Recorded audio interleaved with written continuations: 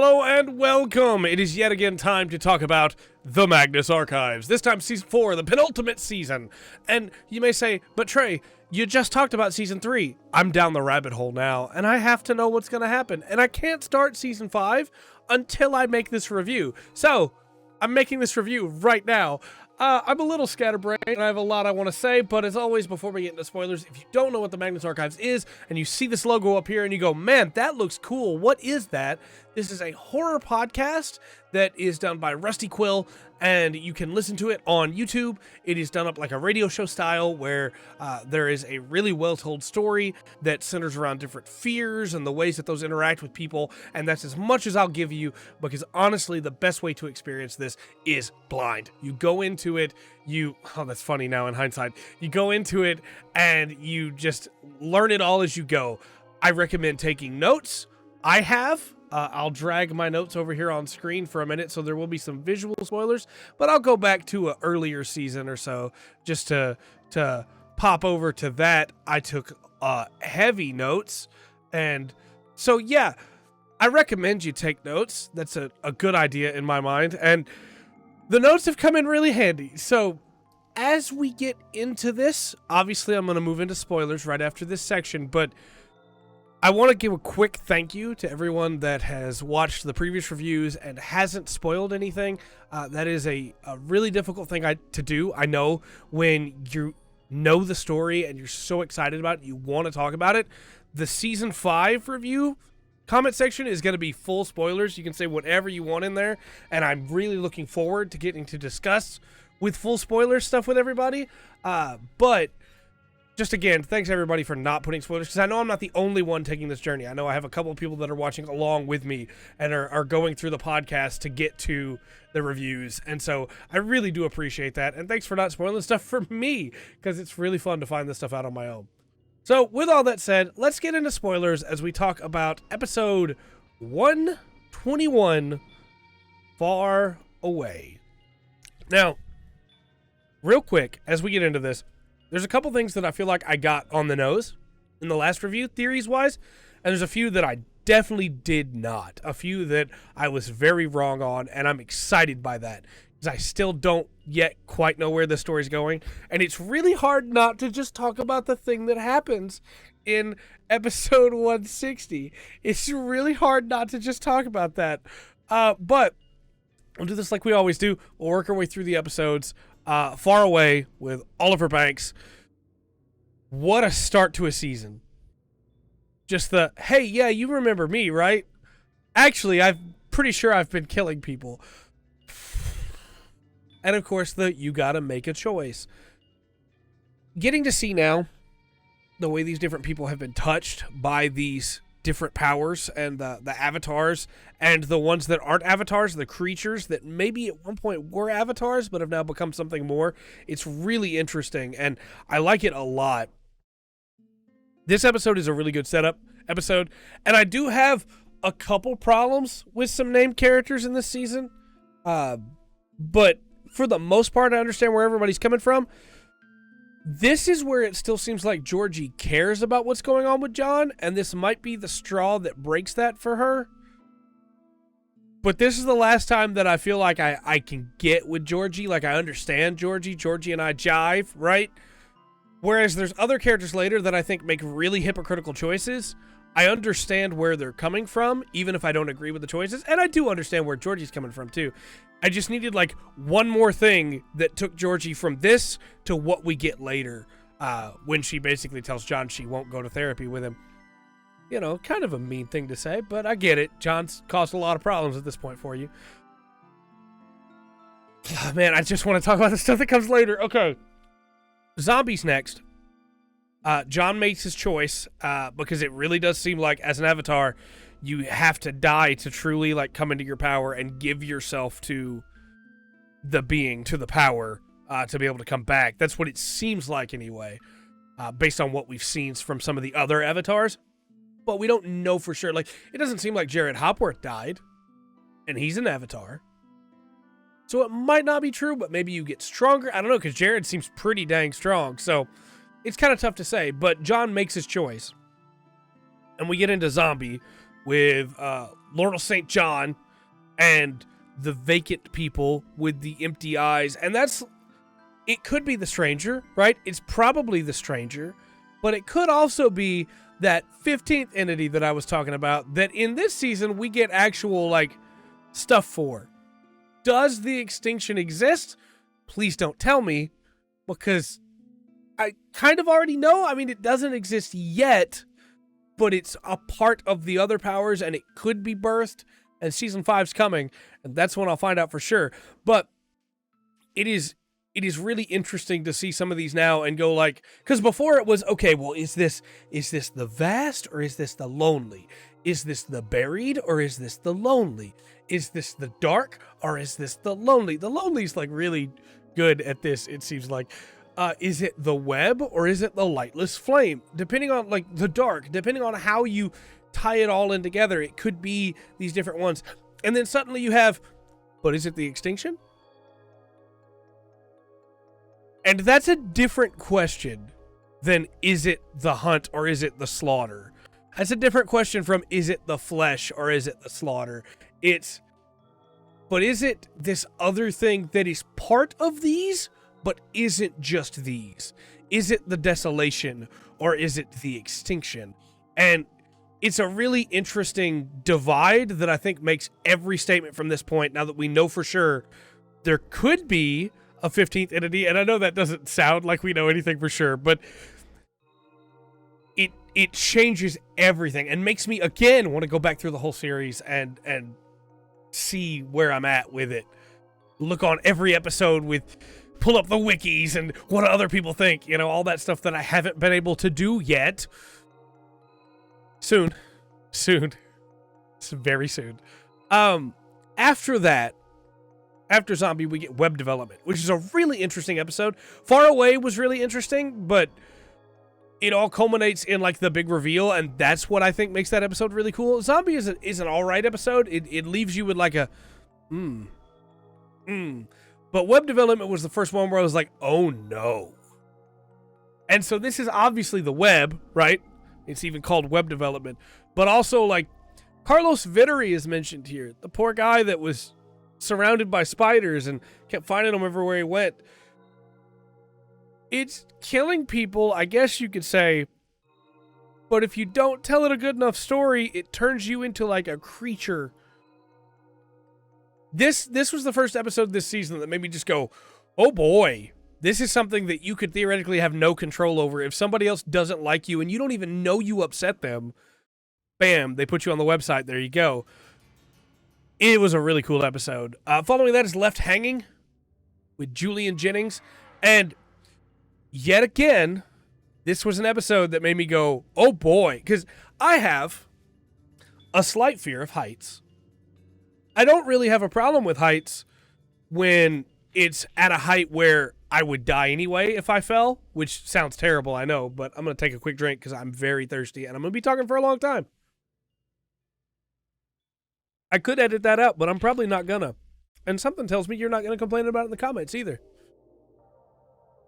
Was that me? Or was that the power of the web? Or was it a lie? Was it the distortion? Hard to say.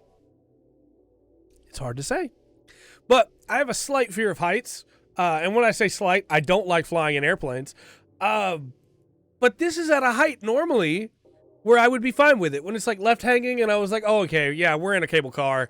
This is fine. This isn't going to bother me at all. And I was taking care of some work for my other job, and I was out in the yard of the place that I work and was cleaning up out there, and I was like, I can listen to an episode. And then there was a thing on the line, and all of a sudden it had a very different context in the specific fear that it triggered, which was the fall's not going to be what kills you. And yeah, that was a really good episode. I liked that a lot. I also really enjoyed the way that her mother refused to admit that it happened. And she and her mother both seemed to know that she was lying. Because it just really, like, hammers home the idea of, yeah, people's minds will try to rationalize things. And if they can't, then they will just make up something to make it make sense. Which is clearly what her mother did. And, of course, Simon Fairchild's there. And we're going to get to more Simon later. And This is where with my notes too, I wasn't at home for most of these, and I did not re-listen to them the way I normally do because I want to get to season 5. That cliffhanger, I have to know. So I don't have the exact episodes for where stuff started happening with Martin going in to deal with more with Peter Lucas and the extinction and everything there, and everything that was going on early on with Melanie, which we're going to get to at some point here, with the slaughter and the bullet that was in her. I don't have the exact episodes that all of that happened, but I'll talk about all that when we get into the individual characters themselves. Following left hanging was civilian casualties, which we hadn't got a lot of statements about the slaughter compared to everything else. We got a lot about the spiral, a lot about the stranger, a lot about the web, a lot about the end, a lot about the vast, the lonely, and the dark, and the desolation, of course. But it felt like, and the stranger was all last season, basically, and the flesh had come up a lot, but it didn't feel like we had a lot about the hunt or the slaughter. A few about the hunt, right? With vampire hunters and things. But the slaughter was kind of underrepresented in my mind of like, this is one that I can point at and go, no, this is definitely the slaughter. That is definitely fixed after this episode. This episode goes into extreme detail about what happens in this small town, possibly because of a lightener, almost assuredly because of a lightener, and the slaughter just goes to town on the town. And I really liked it in that way because while it was horrifying to consider, this town that just tore itself apart, it was nice to get just a straight up, this was the slaughter. Like we have with the pig episode for the flesh, or the man that was upstairs, or I guess the slaughterhouse, but is the slaughterhouse the slaughter or the flesh? Again, it's hard to say. It's a slaughterhouse, so you go, well, it must have been the slaughter, but I'm hung up on this for some reason. I just really like when we get episodes that are unquestionably this power or this fear, but then I also really like episodes where it's unclear which one it is, you know? And Sculptor's Tool is pretty clearly the stranger, which is the next episode, but it's also just a really fun episode because the narrator is unreliable. She claims that she wasn't any part of it, and yet John is pretty clear that she became an assistant to the sculptor, to Gabriel. And I feel like Gabriel's going to come up again. I think that's a name that I need to be aware of because he sure seems to be an avatar of the stranger. But I also really liked the way that the schedule changed so that she'd always be there at class. Nice and spooky. Really liked that. Following that was Remains to be Seen by Jonathan Fanshawe. And this one is about Albrecht von Klossen. And this is one of the... Early on, we don't get a lot that are about the eye. We get a lot about the eye this season, and I like it. So, the fact that... How do I word this? The fact that Albrecht von Klossen just dies after the books are returned to the grave. There are ramifications there that are hard for me to truly grasp yet, but my brain goes, that's important, and we need to remember it. When the knowledge was returned, the one that took the knowledge out died. Why? Was it because as soon as the knowledge was returned to the grave, which I assume is the buried or the lonely, the graveyard seems to be tied into lonely really well, even though it's a dug place that would assume that it'd be the buried. As soon as the knowledge was returned, it could no longer be seen, and thus the eyes were closed. Is that what that's supposed to represent? There's a lot going on there that I really want to get more into. But the next episode gives us a statement from Breakin, so, it kind of doesn't matter anymore. Because now all I care about is Breakin. And look, Breakin did a lot of bad stuff. Breakin and Hope did a lot of bad stuff. But he just sounds so sad that he's alone now. As he gives his statement, and he brings back the coffin as one final, haha, I got you. Your friend's in here and you can't get her out. But he just sounds so sad. And it seems like he's destroyed at the end of the statement. And it makes sense, but I kind of found myself feeling bad for him. He just wanted to make deliveries with hope. And I know that's terrible because they did so many bad things. They killed so many people. But, you know, they were just delivery guys deep down. They just wanted to take things places. And they killed a lot of people. And there was that. But, you know, I feel bad for him. That's all. I shouldn't, I guess, but I do. The next episode, Submerged. This is the first one that we get that is like, this was the extinction, right? This is definitely the extinction. It has to be the extinction because it's a flood. It has to be an extinction. He's trapped in his house all alone with nobody to help him. Oh, well, I guess it could be the lonely then. And also there's water everywhere as far as the eye could see. I guess that could be the vast then. And so that's where, like, at the time, I was, nah, this is the extinction for sure. But then we get Adelard Decker's final statement, and everything's recontextualized. Was it actually the extinction, or is it just an aspect of the lonely or the vast?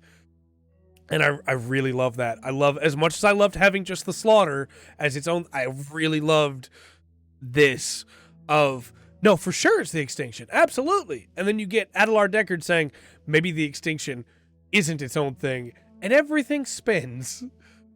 It was a really fun episode, though. I say fun as in horrifying if you were the person a part of it, but a really interesting episode to listen to. After that is Meat.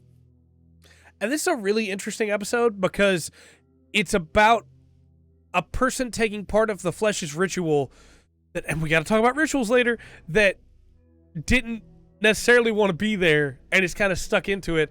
And of course, that's where we find out that Gertrude had cut up pieces of Jan Kilbride thrown in there because he'd been touched by the Vast, and that destroyed the ritual. Poor guy. He trusted Gertrude. The next episode is Flesh with Jared Hopworth as John is looking for an anchor to be able to go into the buried, into the coffin, and the bone turner himself, Jared Hopworth. It's about what I expected from an episode about Jared Hopworth, and a statement from Jared Hopworth. He kind of just does what he's told, likes doing what he's doing, and has a good time. Doesn't necessarily consider himself a servant of anything. He just, likes turning boats. And Jared Hopworth, he's something special. I kind of like him, even though I probably shouldn't. The next episode is incredibly uncomfortable in the best way, and it is Entombed. It is the episode where John goes to try and get Daisy out of the coffin, and Daisy and John get to have a real heart-to-heart. Daisy basically says, I was gonna kill you, but they get to come a lot closer together. They become friends, basically, and we're gonna see that later when Basira is against John for a lot of these episodes. And I guess before this is when the bullet was removed, I suppose, or would it have been after? I don't remember. I'm only thinking about what happens in the last few episodes and trying to tie it all back in together and just talk about these. It's hard, okay? I'm doing my best.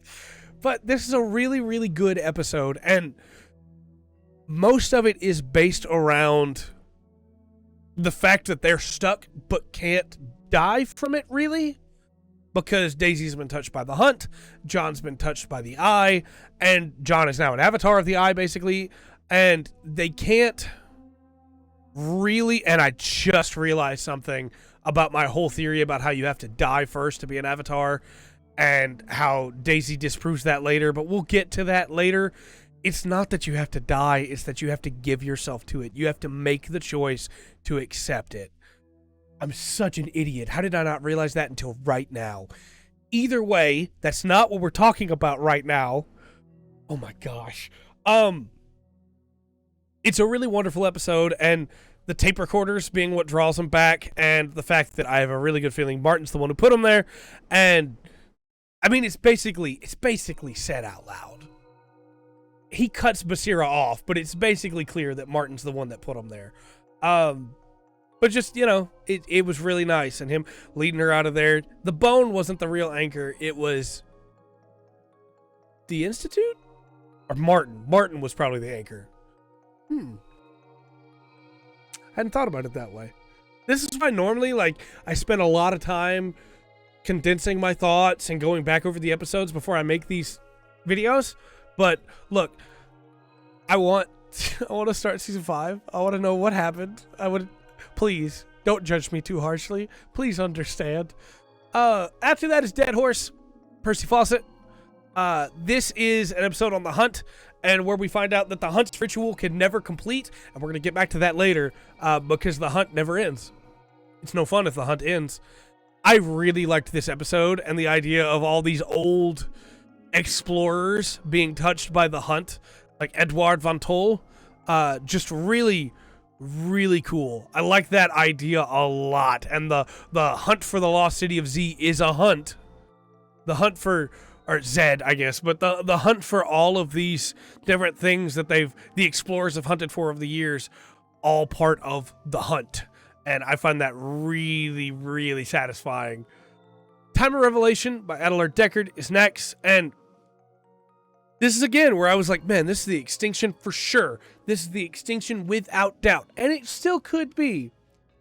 But Bernadette Delcourt traveling through time to an alternate future based on what Garland Hillier saw, where creatures have hunted down humanity, definitely could be the extinction. Could be the hunt. Could be dimension hopping. Maybe there is no power that does dimension hopping. You can just do it. Because we're going to see it later with the mirrors as well, with Deckard, where he believes it's an extinction event. But could this not also be a variation of the hunt, as I said earlier, or the slaughter, where all of humanity has been slaughtered and something else has stepped up to it? It could be the extinction, but it could also be these. The lonely. And again, don't tell me, because we're going to find out the final answers to everything, I suppose, next season. But I find it really interesting that at the time I was like, yeah, 100%, this is the extinction. Nothing, no way it could be anything else. And now I'm like, man, I just don't know. And I love that I don't know. I love this series so much. Following that is Dark Matter with Manuela Dominguez and the making of the Dark Star. And all of that is really cool with the Dark's Ritual. We're going to get into that a little bit more later in Heart of Darkness. But there's some really cool ramifications that this has at this point. And the fact that the Fairchilds and the Lucas family were all tied up into this project where the dark and the lonely and the vast were all working together, because that's what space is, was really, really cool. The Puppeteer is next, with Alison Kilala and Neil Ligorio and Annabelle Kane. Very clearly the web. Still a really cool episode, though, and a good tie back to the previous episode about the spider with the movie director, where Neil Ligorio is mentioned there. Fun episode, all told. Nemesis is next with Wallace Turner, which is the POWs, and the Nemesis, which is definitely another Slaughter episode. And again, the Slaughter is slowly ramping up in its number of episodes, which tells me either we're just getting more episodes so that everything has a rough same number of episodes, or that the Slaughter is going to be very important coming up soon, which ties into the extinction. Next up is Architecture of Fear by Robert Smirk with The Watcher's Crown and the Reform Club, which we find out later was the original Lucas and the original Fairchild were all tied into this, and each one of them slowly fell to the different powers, and that we're getting there, that Maxwell Rayner was a part of that, and the Reform Club, I guess they were going to reform the world, right? With Jonah Magnus. But we watched as everybody that Jonah Magnus knew sent letters to him about how much they hated him now because of what he's become. And we're going to get back to Jonah. It's so hard not to just jump to it. Chosen is after that with Eugene Vanderstock, which is going to be a very important name later. And this is all about what happened with Agnes. And we don't realize it at the time when you're first watching this, but this is all about how the rituals have to fail. They have to, because all the powers are tied together. They can't individually come through one at a time. They're all aspects of one thing. One color wheel of horror, right? And you can't just take red off of the color wheel and bring it closer to you without bringing the rest with it. And the fact that everybody, like Gertrude and all the others, have been playing all these games trying to stop each other's rituals because none of them know how any of this works and are just clinging at straws trying to make things work. I'm supposed to be talking about this after we've gone through all the episodes. But, okay. I love it. I love it so much. I love this series. It's so good. I get so excited to talk about it. This is a really good episode talking about Agnes and everything that happened there and how she was created and the horrific way that she was created. And then about how none of them knew how to raise her. And poor Eugene turned into a, we find this out later, of course, but turned into a living wax statue. Not like the Strangers wax statues, but like the Desolation's wax, I suppose. His head separated from his body, but never truly allowed to die. Ugh.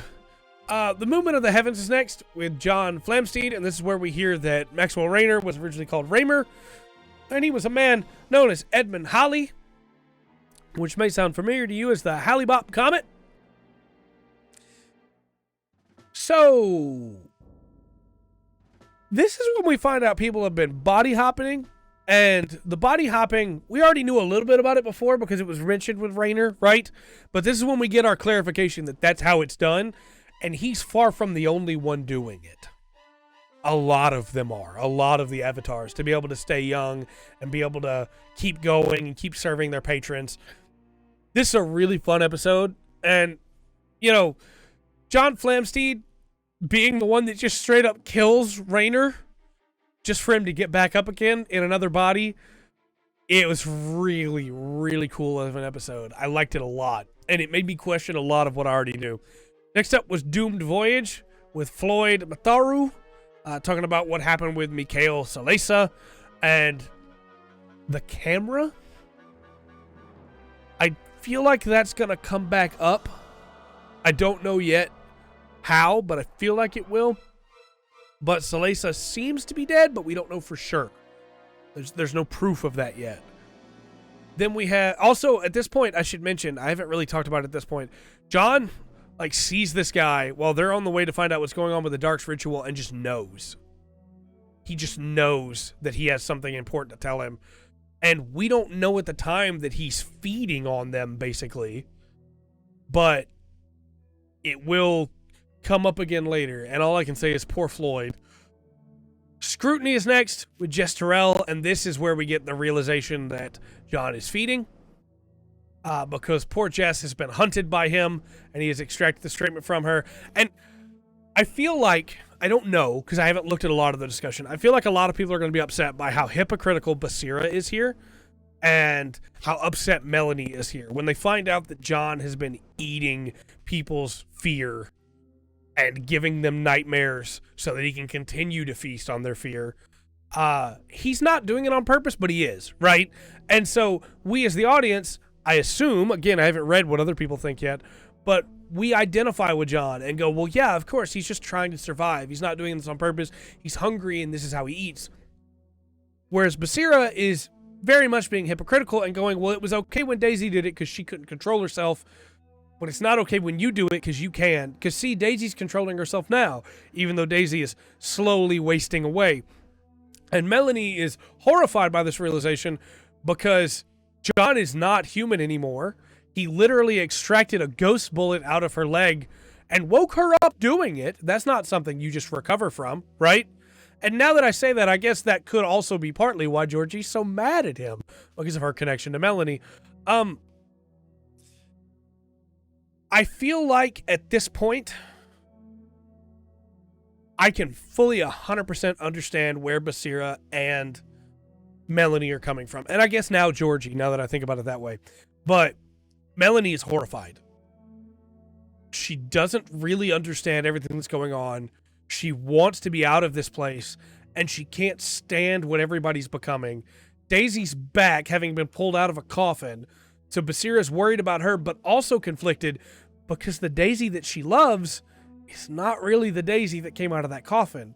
The Daisy that she originally, as far as I can tell, developed feelings for was the Daisy that was taken by the hunt.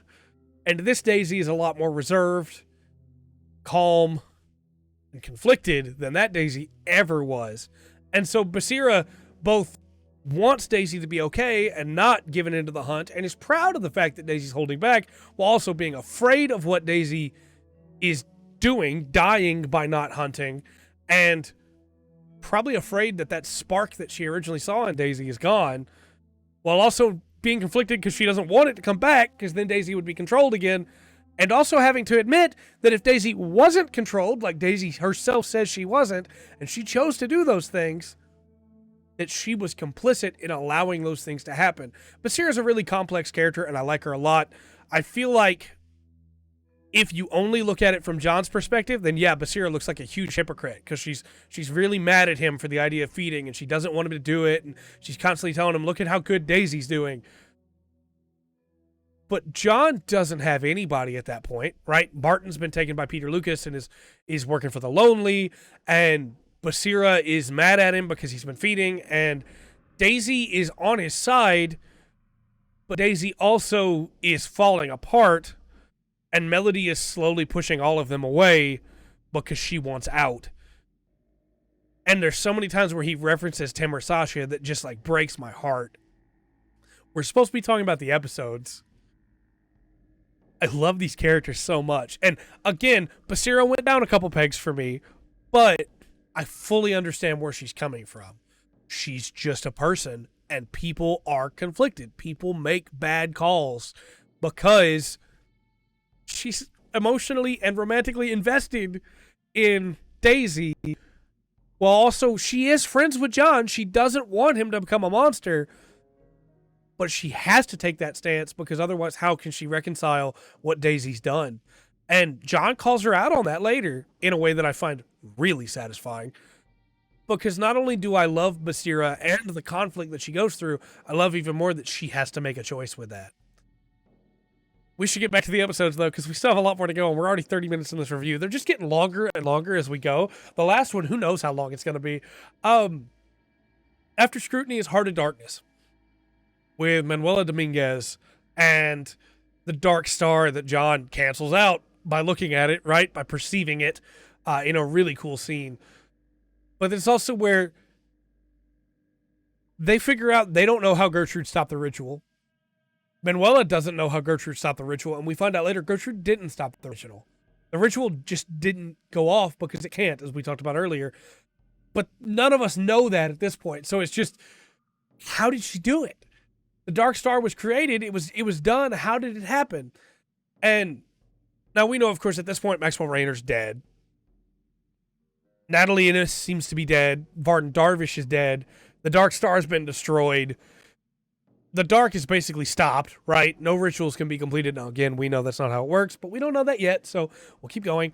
It was just a really fun episode of, well, yeah, we gotta make sure they can't do this again anytime soon. Destroy that Dark Star. And what we don't know, of course, is at this point, John is getting marked by all of these. We're going to get there. Decrypted is next with Gary Boylan, and The World is Always Ending, which again feels like the extinction, right? It really does. It feels like the extinction. But what else could it be? It could be the web pulling this guy. It could be the lonely because he only like really gets the signal when he's alone or when he's like feels alone, you know? It could be a lot of different things, and it could be the extension. I want to believe, I keep saying extension instead of extinction. I want to believe it's the extinction because I find the extinction as an idea, the fear of being wiped out, really cool. But we'll see. Don't tell me, please. Next up is Infectious Doubts with Arthur Nolan. Now this ties back into Eugene Vanderstock. This is where we find out his fate. The fact that the Lightless Flame has basically like fallen apart. They don't know what they're going to do for the Desolation, and the whole group has just separated. Basically, Diego's in charge now of a new group, and of course we know what happens to Diego Molina later. Better the unknowing than the Lightless Flame. Or is it better beholding? It's better holding than the Lightless Flame. It's just a really interesting thing of, now that I know the context for this, of course the groups are falling apart because the rituals didn't work. and the faith has been weakened. But I really like the fact that at this point, they're just scrambling and going, well, we can make it up. We can make it back. We can fix this. Maybe not in my lifetime, but maybe in the next one, you know? We get that from Manuela. We get that from Arthur. And, of course, we know Arthur Nolan as well is the one that was burning the hives and the really interesting exterminator that came to take care of it, and with the ants, and the man caught fire. Now we know why, because he's part of the desolation. He's an avatar for the desolation. It just all ties back in together in a way that I find really narratively satisfying. After that is Threshold with Marcus McKenzie, which is the doors popping up. And this one's a really interesting one because this is the son of the guy from episode 27, Locke, where the lock on the door could not keep the creature out, and it played with him, and it shows that Helen is still eating. And that's where the question later on comes up. Man, I just want to talk about the end of, well, why are you still eating? Where the answer is because Helen realized that she had to. It's like, yeah, of course. You have to live, right? You're not going to choose not to live, but at what price? And that comes up again with the episode Cost of Living, but we're not there yet. Next up is Weaver with Abocaine, where they go to Hilltop Road to try and figure out what's going on there and maybe stop the web and free John from the web's control, where it's revealed that, no, he's not eating people because the web is controlling him to. He's feeding on people's dreams feeding on their fears because that's what he has to do. And don't come back to Hilltop Road. Something else going on there. After that is Extended Surveillance, which is where we start getting more statements about the eye, as I said earlier. The eye's going to pop up a lot more here.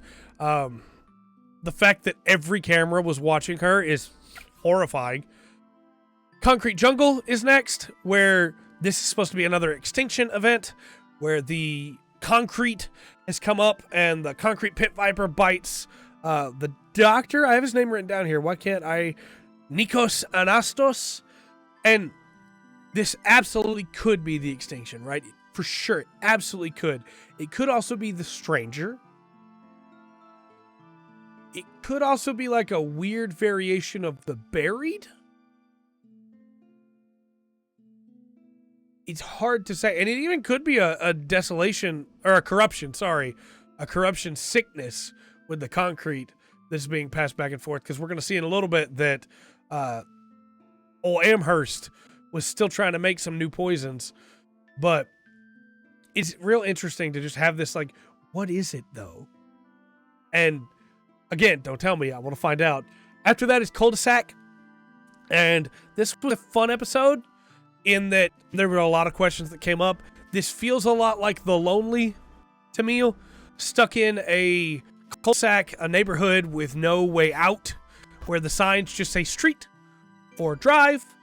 This feels a lot like The Lonely to me, but of course it could be an extinction event where everybody's gone, and they do find one body, Yetunde Uthman, and that name may come up again later. I don't know. I saved it just in case in my notes, but it could be a lot of things. Could be that was just somebody else that got stuck in here. And this is where, again, I feel like it might just be like they stepped into another dimension, or stepped into almost like the door dimension, right? With the maze of you stepped into a place, or like the graveyard, right? And that's where I keep saying dimension, but what if it's just the fear itself? And it's different parts of it. Because when they went down to the coffin, they didn't go down into a dimension of the buried. They went down into the buried. And so where we see the entities have all these different names of, the dark, or the void. It's not the void. The void is the vast, right? Each one of them have these different names. I can't remember the other names for the dark. That was a bad example to choose from because I can't remember it. But like the lightless flame, the desolation, Asag, they have all these different names. And maybe each one of those is a different aspect of it that you could enter into. It's kind of hard to say, but we'll find out because of what happens at the end here. After that is Big Picture with Simon Fairchild as he talks about the Off Deep, the Falling Titan as he calls the Vast. I had one right there. Why didn't I just go with that? And his story and what happened with him. how he was working for Tintoretto. And Simon Fairchild absolutely has been, living for a long time. Long time. Wonder how he pulled that off. Working for the Vast, and he believes there's an extinction and that it's coming and that it could manifest soon. Not saying he's wrong, but I'm real curious about that after what Decker says later on. But this is where he comes to answer Martin's questions, and Martin basically gets told, hey, if you bother me, I'll throw you off a roller coaster. I'm absolutely mortifyingly terrified of roller coasters. So that was a fun idea to put in my head. After that is Gravedigger's Envy. Also, just real quick, Simon Fairchild confirms a bunch of stuff for us about how the avatars work, where everybody's kind of just flailing and figuring out how things work on their own, as if they were deaf, but trying to remember what an orchestra sound like while having to make music, the concept of music in their mind. And it's why, he doesn't say it there, but it's why the rituals don't work. It's because they don't know what they're doing. One person figured it out, though, and we're going to get there. Gravedigger's Envy's next with Hezekiah Whately. Really cool name that references a couple things. Wakely is a big name in Lovecraft. So that was fun. But the idea of, sleeping, buried alive, and the realization that he killed that man. That was something. As soon as I heard the bell was ringing and he was talking about how annoying it was, I was like, oh. That's not good. After that was Love Bombing with the Divine Chains and the Flesh, I'm assuming. This was a cult that got tied into a dog that they found that was sick. So it could be the corruption. Actually, in hindsight, it's probably the corruption. I don't know why I wrote the Flesh down on my notes, but it's probably the corruption because the dog was sick. But the idea of sharing the love. Don't share that kind of love. That was a cool episode, though. Bloody Mary was next, where we get some actual answers about Mary Key and how Eric Delano got away from the Institute and what happened with him there. Poor guy. But he made his choices. And about James Wright and how Elias took over. We know the truth, of course. This was a really cool episode. And realizing that Gertrude isn't even trying to act nice here because she doesn't have to. Because this is somebody she has in the palm of her hand, basically. A little bit chilling, honestly. Gertrude, you always get these moments of her trying to be nice. And like when she's talking to Eugene or Arthur, it's like, well, of course she's not going to be nice. These are avatars. But even then, she's still kind of nice. And here it's just the steel for the most part. So that was really interesting to see. Again, poor guy. So then we have the cost of living with Tova McHugh. The end is allowing this person to feed on the life of others. And it's not lasting as long each time. It's a horrifying statement. And about the time that Tova was like, yeah, so I realized I needed somebody that had more life in them. I was like, oh, he's going to kill a baby. Oh, he's going to kill a baby. And he did. He did. Good episode, though, but oof. Well, my life is so important. I do all these things. Oof. So, from here on, we get the final run up to the end, right? We have Reflection with Adelard Deckard and the unnamed man going through the mirrors in the funhouse to find what Deckard claims was an extinction event, but people that were eating bones, so it could be a flesh event, or it could be the stranger because they've been shrunken, but everyone is different and the world is changed, so it absolutely could be an extinction event. This was a really fun episode to listen to, though, as the horror slowly set in of like, oh, everybody's having fun. Oh, no. Oh, no. But still really curious who that unnamed man is. Feel like that's going to come up again later, but might not. We'll see. Then we get Rotten Core and the death of Adelard Decker. And the death of John Amherst. Or is he trapped in concrete the way he is? Hard to say. But Decker, the boss, Decker, walks into a contagion zone to fight off Amherst and try to solve this because he's positive this is an extinction event. but it really seems like it was just the corruption. And that's where Decker starts to, like, question everything he's decided about the extinction. And maybe he was wrong. And so we're left with this question of, well, which is it? And we don't get an answer in this season, and I love that. John seems pretty clear that maybe the extinction's not real at all, and that everybody's fallen for this. But who's pulling the strings? Was it the web? Was it the distortion? Why have they all been helping? The web and the distortion both been helping John. Well, we're going to get to that, because Panopticon, the last, and the Eye Opens all tie in to the final series here. Julia Montauk and Trevor Herbert had come up before, and I didn't mention them before because it didn't really matter at that time. They kind of backed off, but Daisy wasn't really strong enough to fight them off then, and you can see Daisy like kind of giving in to the hunt again for a little bit there, but there's no actual like moment of fight there. But in Panopticon, Peter Lucas releases the not Sasha, the not them, and Julia Montauk and Trevor Herbert wound up fighting it and fighting Daisy. There's so much to talk about here.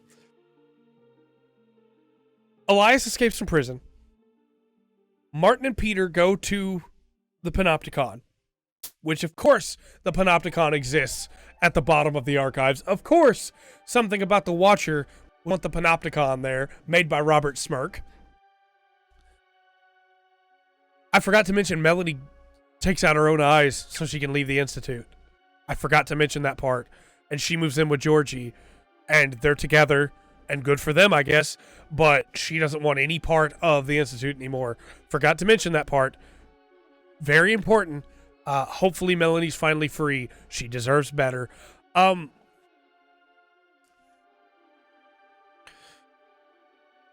fact that the not them gets released at all is already horrifying. And that it immediately starts calling for John again. Julia and Trevor fighting the not them seems like maybe getting split up in the tunnels and then coming for John and Daisy and Basira, and Basira just telling John, go, we'll handle it. Go, you gotta stop them. Whatever they're trying to do, you gotta stop, we'll handle it. And then Daisy starts growling. And I think Daisy... Okay, so I know she gives herself back to the hunt, right? I think Daisy's a werewolf? Because that growl into that howl definitely sounded lupine. She may just be like a dog, but it definitely sounded like a werewolf, in which case that would be sick. But also poor Daisy is now going to be hounded by the hunt again. Oh man, I want to get into... Trying to do this in chronological order, but I really want to get into the last episode. Elias is Jonah Magnus. He killed Gertrude because she figured it out and because she was going to try and stop what he was doing. And, man, there's a really great line there of Gertrude just saying she thought it would hurt more. Just... Elias is Jonah Magnus. He's been body hopping all this time. His body right now, his original body, is in the Panopticon. He's wearing the Watcher's crown. He's trying to bring them all closer, which is an extinction event, basically, it seems like. And Peter is trying to supersede that with a ritual for the lonely because Peter doesn't know that the rituals don't work. And Martin says no. Martin basically says, I would love to kill Elias, but not for you. And not for him. I'm not doing what you want me to do. I played along to keep your attention away from John so John could do what he needed to do. I'd already mourned him. So what did it matter? And Peter is very upset by this. And he takes, because of a deal he made with Elias, we're going to find about a little bit. He takes Martin into the lonely. And when John gets there, he goes after him. And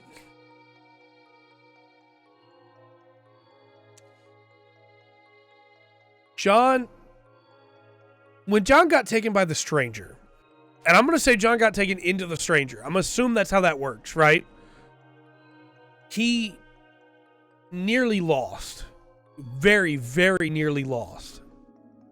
But when John gets taken into the lonely, he's able to get his feet back under him pretty quick.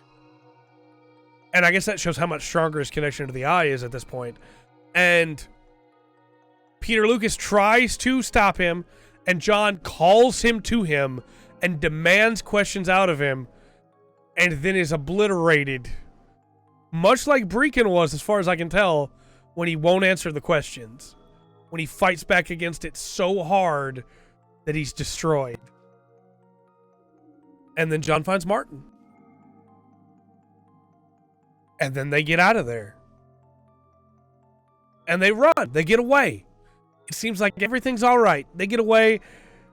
I forget to mention that, Peter Lucas gives his statement. It's a very good statement. Don't get me wrong. But man, I've been wanting to talk about this for the last 50 minutes. We're talking about it, okay? They get away. Basira sends some tapes.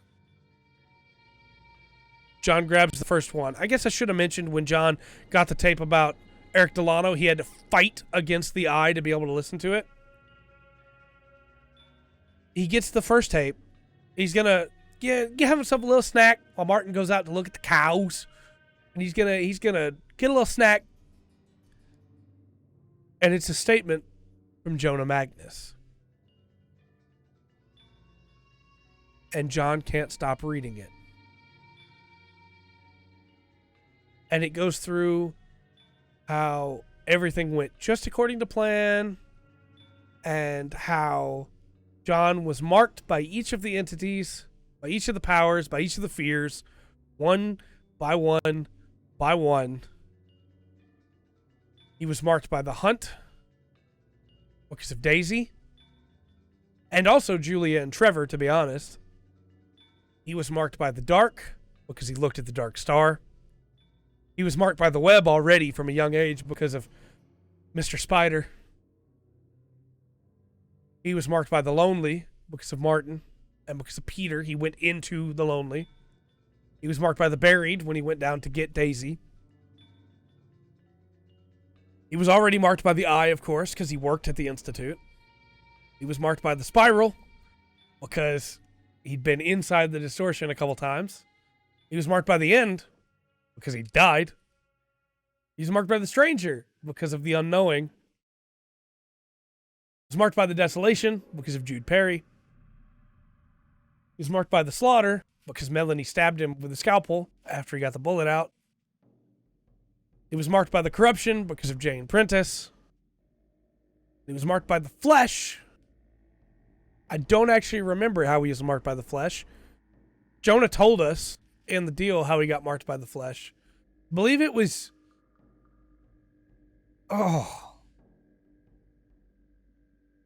Jared Hopworth, of course. He was marked by the flesh by Jared Hopworth. How could I forget that? So he was marked by all of them, which meant he could do the only ritual that would work. And so, he repeated after Jonah Magnus, and the eye opened. And now the entities are closer. The fears are there, made manifest. And something terrible has happened to the world. And I don't know what yet. And I desperately want to know. And I could have easily just been like, yeah, season was good, let's move on. But I didn't want to do that to you. I wanted to give you an actual review. So I did. But I want to know so bad. Let's talk about characters real quick. John. Love John through this season. Torn by what seems to be his feelings for Martin, with also his desire to trust Martin, which is a tough divide to walk, right? You care about the person. You want to be there with the person. You want to make sure they're okay, but also you want to make sure they know that you trust them. Basira, with her dividing loyalties about her friendship with John versus her desire to protect Daisy versus her desire to have the old Daisy back. Melanie, with her fear and her need to get away, and Georgie desperately trying to get her away. Now everything makes sense for me with Georgie. I no longer feel the same way about Georgie. I kind of regret the way I treated her early on in this review. Also, the conversation between Georgie and Martin, where Martin tries to defend John, was absolutely adorable. Nobody wants to hear the person they like being, talked bad about by their ex. And on many levels, this season is a culmination of everything that we'd had before, but also the reveal of so many things. Of the 15th entity may or may not exist. We still don't have a solid answer for that at the end of season 4. Although I think the eye opening could be considered an extinction event. But also, everything that's happened to John has been building up to this moment. Elias staying back and not telling them about not Sasha was to make it where he'd get marked by the stranger.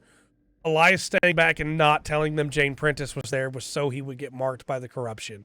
And it all makes a twisted sense of he needed an archivist that represented the eye to be marked by all of them. And if John wasn't strong enough to live, oh well, he'd just start with another person, which is also why he wouldn't let people leave.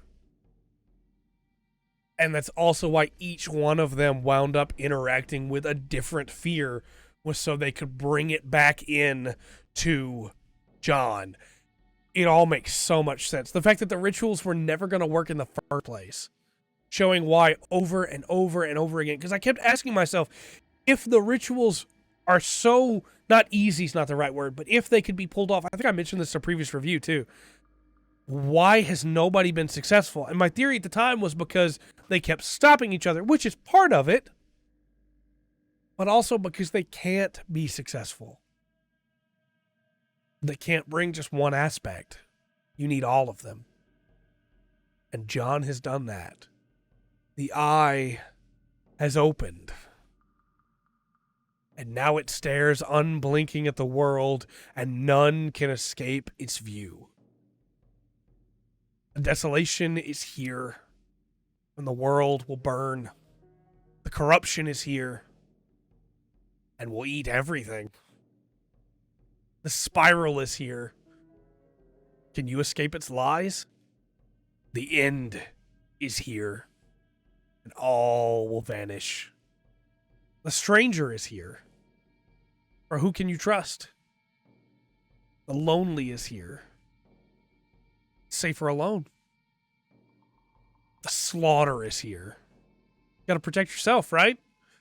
The vast is here. And the unending destruction. The buried is here. As the world sinks into despair. The dark is here as the light blinks out. The web is here as there is no escape. The hunt is here as you must survive. And the flesh is here. Because what are you going to eat? I love this revelation, and I cannot wait until I can listen to the next episode, which I'm going to do right after I hit stop recording on this, just so you know. But with all that said, let me know your thoughts on Season 4 of the Magnus Archives. I've been Trey. This has been The Full Spectrum. And man, I love this series. I'm so glad I got into it. And if you have any recommendations for stuff like it, please let me know in the comment section down below. But until next time, I've been Trey. This has been The Full Spectrum. Remember to always enjoy the full spectrum that the Magnus Archives has to offer.